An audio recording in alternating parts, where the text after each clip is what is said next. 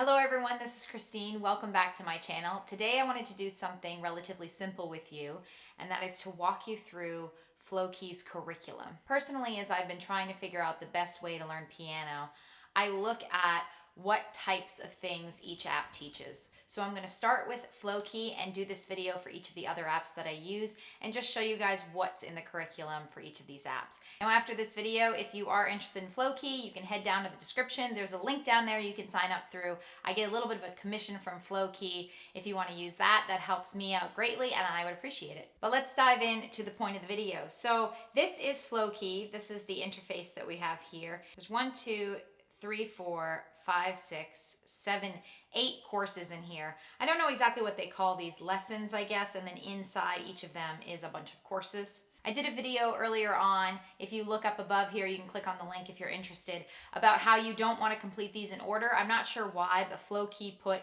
these last 3 here are really kind of beginner courses that you want to do closer to the beginning, and I talk about the order you should probably do these in that other video, so check that out. But rather than try to take you into each one of these different courses and go through the entire outline, I created a little outline myself for you. You can see they have their entire curriculum broken down into those 7 areas. We have Introduction to Piano, Music Reading Training, Playing Scales, Playing with Both Hands, Intermediate Piano Playing, Mastering Chords, and Improvising with Chords. I've mentioned before that of the different apps that I've tried so far, Flowkey seems to have the broadest range of music theory information, and here you're going to see what I'm talking about. First of all, when it comes to the basics, most apps cover these basics, but they talk about the orientation of the piano, where to put your hands, where C position is located, the names of the keys, counting rhythm, music notation, the different values of notes and rests. They focus on whole, half, quarter, eighth, and then dotted. So they don't talk about 16th or 32nd, which if you're a beginner, you know that gets kind of complicated, so you want to stick to these anyway. It makes a lot of sense. Pick up notes that you'll find at the beginning of a piece. Ties, so tying notes together between measures to hold them longer.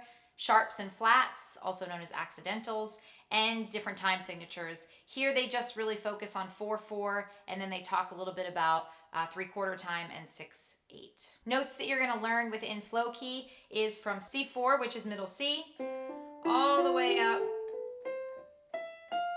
to F5. And that's on your right hand, and on your left hand, you can kind of read from right to left here, from C4 down to F2.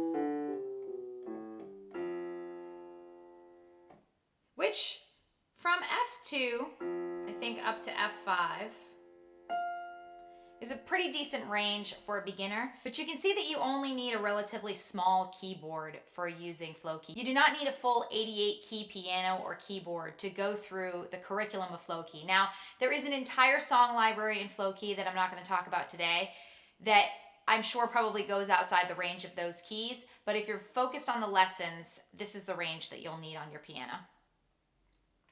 Okay, next to talk about scales. Flowkey has all of the major scales that you're going to have to learn stuck into 2 courses. So 2 of those main sections on the screen, they've just got you running through all of the scales. So you can go back and practice them at any time, which is great. They don't necessarily have a song for every scale or anything like that, but they do have an exercise to practice every single one of the scales listed here. And I paired these because they're the relative minor to each major key. So they use the same keys. So C major and A minor uses all the white keys. So these scales each are matched up together. Next we have chords. Flowkey focuses quite a bit on chords, I think, especially compared to some of the other apps. They teach you how you can build the major and minor triads yourself using the root note, the thirds, and the fifths. They'll go through that. They also teach you what chord inversions are, and this was a big deal for me because when I was going through the other apps, they did chord inversions, but they didn't quite explain what they were, so I didn't understand why, if they gave me the same notes but in a different order, what that meant. And so in Flowkey, they have a lesson explaining it. For the 3-note chords, they run you through all the major chords, A major, B major, C major, D major, all the way, A to G major chords and A through G minor chords. They do have lessons and songs devoted to the most common ones. So there's 4 chords, I think C major, A minor, F major, and G major that they focus on, but they do teach you what all the other chords are. you just won't have tons of detail around every single chord and lots of different exercises. It's just, you'll learn exactly what notes comprise each of the chords. Then we have 4-note chords. You especially see that in jazz, so they talk about that. Flowkey teaches some of the dominant 7th chords, major 7th chords, and minor 7th chords.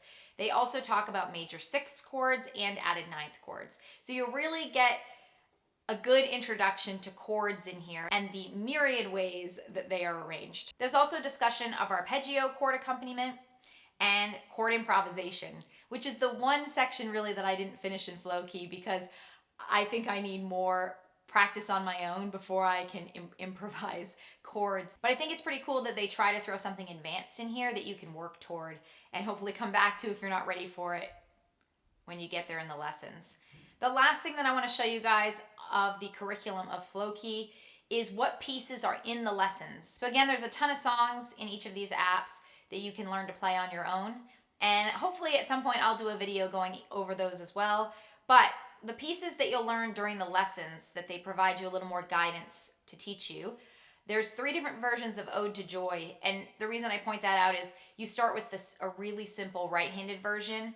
And then I think they do maybe a version that includes right and left and maybe a chorded version. I can't remember, but there's 3 different ones in there. Same when the Saints Go Marching In, they have 2 versions. I think maybe just right hand and then they give you the combined right and left hand. I won't read through all the other songs, but you can pause the video and take a look at what you will learn. I will mention that if you're more interested in pop music, then one of the other apps might be a better choice for you as far as learning pop music during the lessons. You can see in this list, this is more classical folk type tunes with just a few pop songs thrown in there. You can see some songs from musicals and then a couple of Beatles songs at the end. So if you are thinking about taking a look at Flowkey, now you know a little bit better what they teach, what the curriculum is there. And I am planning to upload similar videos for Yousician and Simply Piano, so be sure to stay tuned for that. I hope you found the information in this video useful as you try to figure out which app you might want to use to learn piano. Please be sure to subscribe to my channel, like this video, hit the notification bell, leave me a comment if you have any questions, and we will see you all next time. Bye.